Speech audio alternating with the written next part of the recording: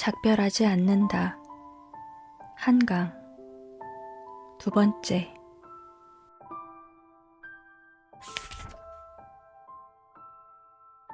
그렇게 죽음이 나를 비껴갔다. 충돌할 줄 알았던 소행성이 미세한 각도의 오차로 지구를 비껴 날아가듯이 반성도 주저도 없는 맹렬한 속력으로. 인생과 화해하지 않았지만 다시 살아야 했다.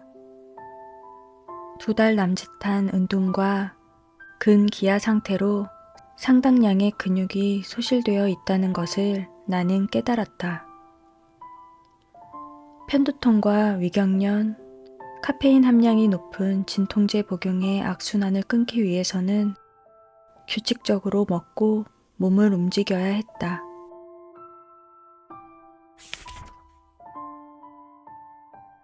그렇게 죽집을 나와 집으로 돌아오던 어느 밤, 아직 달궈진 차도의 아스팔트로부터 세차게 불어오는 열풍을 얼굴에 맞으며 신호등 앞에 서 있었다. 편지를 이어서 써야 한다고 그때 생각했다. 아니, 새로 써야 한다고. 유성 사인펜으로 겉봉에 유서라고 적어둔 수신인을 끝내 정하지 못했던 그 글을 처음부터 다시 완전히 다른 방식으로. 그걸 쓰려면 생각해야 했다. 어디서부터 모든 게 부스러지기 시작했는지, 언제가 갈림길이었는지, 어느 틈과 마디가 임계점이었는지. 어떤 사람들은 떠날 때 자신이 가진 가장 예리한 칼을 꺼내든다는 것을 우리는 경험으로 안다. 가까웠기에 정확히 알고 있는 상대의 가장 연한 부분을 베기 위해. 반쯤 넘어진 사람처럼 살고 싶지 않아. 당신처럼. 살고 싶어서 너를 떠나는 거야. 사는 것 같이 살고 싶어서. 2012년 겨울, 그 책을 쓰기 위해 자료를 읽으면서부터 악몽을 꾸기 시작했다. 처음에는 직접적인 폭력이 담긴 꿈들이었다. 공수부대를 피해 달아나다 어깨를 곤봉으로 맞고 쓰러졌다. 엎어진 내 옆구리를 발로 차서 몸을 뒤집던 군인의 얼굴을 이제 나는 기억하지 못한다. 차검한 총을 2손으로 모아진 그가 힘껏 내 가슴을 내리 찔렀을 때의 전율만 남아있다. 가족에게, 특히 딸에게 어두운 영향을 주고 싶지 않았으므로 집에서 도보 15분 거리에 작업실을 얻었다. 글쓰기는 작업실에서만 하고 그곳을 나서는 즉시 아무렇지 않은 일상으로 돌아올 계획이었다. 80년대에 지어진 30년 넘게 수리를 거의 하지 않은 벽돌집 2층의 방 한 칸이었다. 생채기 투성이 철문은 흰 수성 페인트를 사서 칠하고 너무 낡아 틈이 벌어진 나무 창틀은 커튼 대신 스카프를 앞정으로 달아 가렸다. 언제나처럼 아침과 저녁이면 요리를 해서 가족과 함께 먹었다.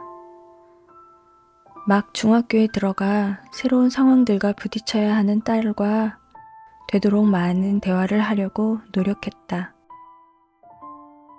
그러나 마치 몸이 절반으로 갈라지는 듯 그 모든 사적인 순간들에까지 그 책의 그림자가 어른거리고 있었다. 가스레인지에 불을 켜고 냄비에 물이 끓기를 기다릴 때 두부를 계란물에 적셔 프라이팬에 올려놓고 앞뒷면이 모두 노릇노릇해지는 걸 지켜보는 짧은 시간에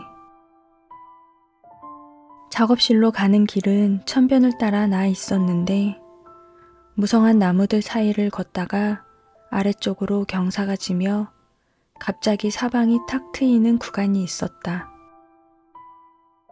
그 개방된 길을 300m가량 걸어야 롤러스케이트장으로도 쓰이는 다리 및 공터에 다다를 수 있었다. 무방비 상태로 내 몸이 노출되는 그 길이 언제나 멀게 느껴졌다. 1차선 도로 건너편 건물들의 옥상에서 저격수가 사람들을 조준하고 있을 것 같았기 때문이었다. 그게 말도 안 되는 불안이라는 사실은 물론 알고 있었다.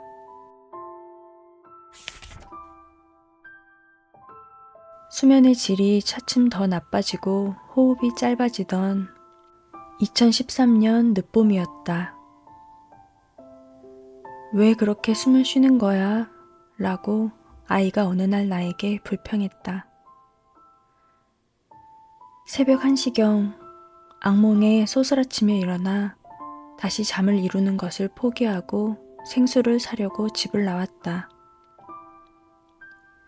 사람도 차도 없으므로 사실상 의미 없는 신호등이 초록불로 바뀌기를 기다리며 아파트 앞 2차선 도로 맞은편에 불을 밝힌 24시간 편의점을 건너다 보고 있었다. 문득 정신이 들었을 때 건너편 인도를 따라 30명가량의 남자들이 소리 없이 줄을 지어 걷고 있는 게 보였다.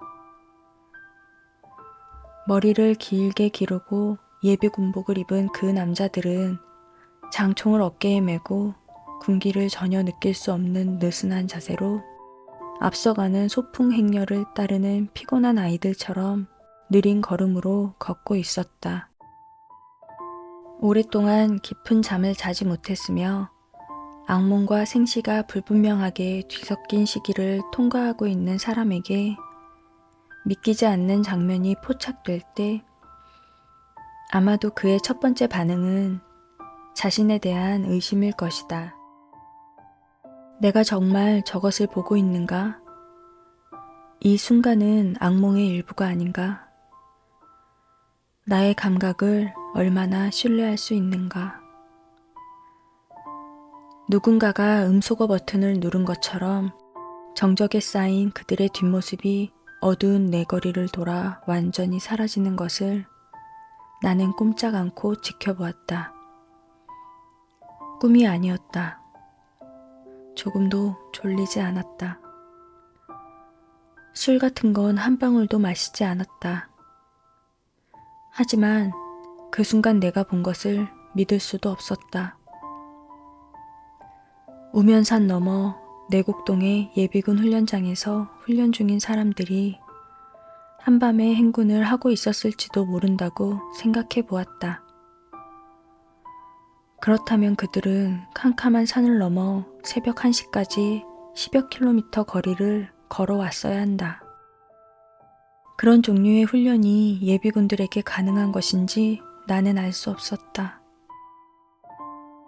다음 날 아침이 되었을 때 병역을 마친 주변의 누구에게든 전화를 걸어 묻고 싶었지만 내가 이상한 사람으로 보이는 것을 원하지 않았으므로 그리고 스스로 정말 이상하다고 느꼈으므로 지금까지도 누구에게도 말을 꺼내지 못했다. 모르는 여자들과 함께 그녀들의 아이들과 손을 나눠 잡고 서로 도우며 우물 안쪽 벽을 타고 내려갔다. 아래쪽은 안전할 줄 알았는데 예고 없이 수십 발의 총탄이 우물 입구에서 쏟아져 내렸다. 여자들이 아이들을 힘껏 안아 품속에 숨겼다. 바짝 마른 줄 알았던 우물 바닥에서 고물을 녹인 듯 끈끈한 풀물이 차올랐다. 우리들의 피와 비명을 삼키기 위해 얼굴을 기억할 수 없는 일행들과 버려진 도로를 걷고 있었다.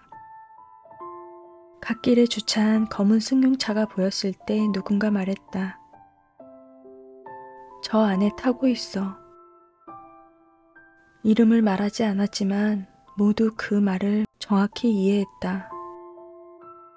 그의 봄에 학살을 명령한 자가 거기 있다는 것을. 우리가 멈춰서서 바라보는 사이 승용차가 출발해 인근의 커다란 석조 건물로 들어갔다. 우리 중 누군가가 말했다. 가자, 우리도. 그쪽으로 우리는 걸어갔다. 분명히 여럿이 출발했는데 텅 빈 건물 안으로 들어섰을 때 남은 사람은 나를 포함해 둘뿐이었다. 얼굴을 기억할 수 없는 누군가가 조용히 내 곁에 있었다. 성별이 남자라는 걸, 어쩌지 못하고 나를 따라오고 있다는 걸 느낄 수 있었다. 둘뿐인데 우리가 뭘 할 수 있나. 어둑한 홀 끝의 방에서 불빛이 새어나왔다. 우리가 그곳으로 들어가자 살인자가 벽을 등지고 서 있었다. 불붙은 성냥개비 하나를 쥐고.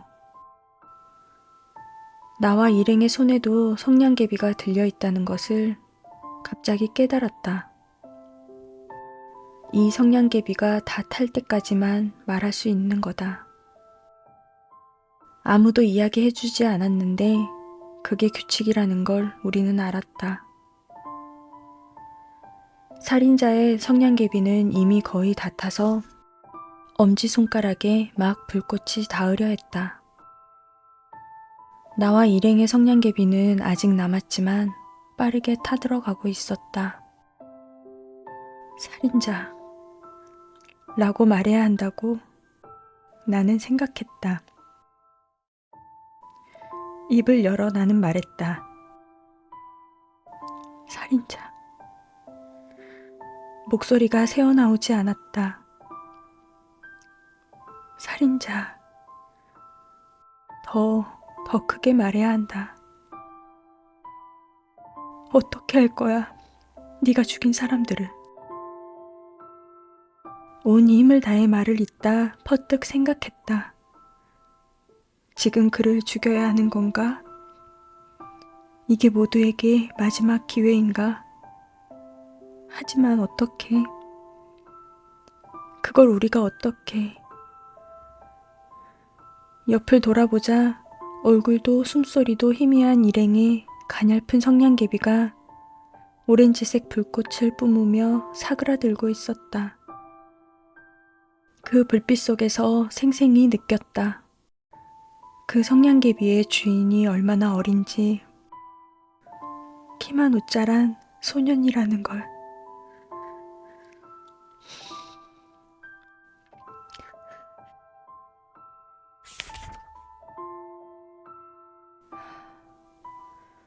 원고를 완성한 이듬해 1월에 출판사를 찾았다.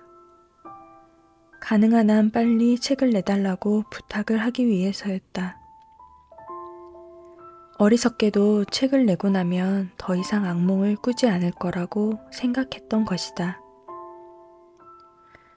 편집자는 5월에 맞춰 출간 일정을 잡는 편이 마케팅에 더 좋을 거라고 했다. 시기를 맞춰 출간해서 한 사람이라도 더 읽게 되는 게 좋지 않겠어요? 그 말에 설득되었다. 기다리는 동안 한 장을 다시 썼고 거꾸로 편집자의 독촉에 쫓기며 최종 원고를 4월에 넘겼다. 책은 거의 정확하게 5월 중순에 맞춰 나왔다. 악몽은 물론 그 후에도 계속되었다.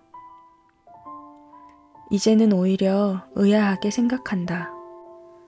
학살과 고문에 대해 쓰기로 마음먹었으면서 언젠가 고통을 뿌리칠 수 있을 거라고, 모든 흔적들을 손쉽게 여일 수 있을 거라고 어떻게 나는 그토록 순진하게 혹은 뻔뻔스럽게 바라고 있었던 것일까. 아직 무사해. 거대하고 육중한 칼이 허공에서 나를 겨눈 것 같은 전율 속에서 그 벌판으로부터 도망치지 않은 채 나는 생각했다. 비탈진 능선부터 산 머리까지 심겨있는 위쪽의 나무들은 무사하다. 밀물이 그곳까지 밀고 올라갈 순 없으니까. 그 나무들 뒤의 무덤들도 무사하다.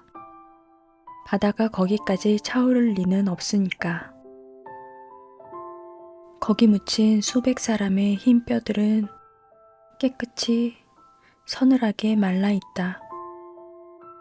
밑동이 젖지도 썩어 들어가지도 않은 검은 나무들이 눈을 맞으며 거기 서 있다. 수십 년, 아니 수백 년 동안 내리는 눈을. 파도가 휩쓸어 가버린 저 아래의 뼈들을 등지고 가야 한다. 무릎까지 퍼렇게 차오른 물을 가르며 걸어서 더 늦기 전에 능선으로. 아무것도 기다리지 말고 누구의 도움도 믿지 말고 망설이지 말고 등성이 끝까지. 거기 가장 높은 곳에 박힌 나무들 위로 부스러지는 흰 결정들이 보일 때까지. 시간이 없으니까. 단지 그것밖에 길이 없으니까. 그러니까. 계속하길 원한다면 삶을.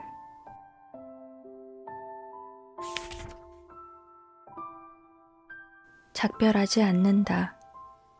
한강. 문학동네. 노벨문학상 수상을 통해서 평소에 접하지 못했던 문학책을 낭독할 수 있어서, 그리고 경험할 수 있어서 감사한 시간이었습니다.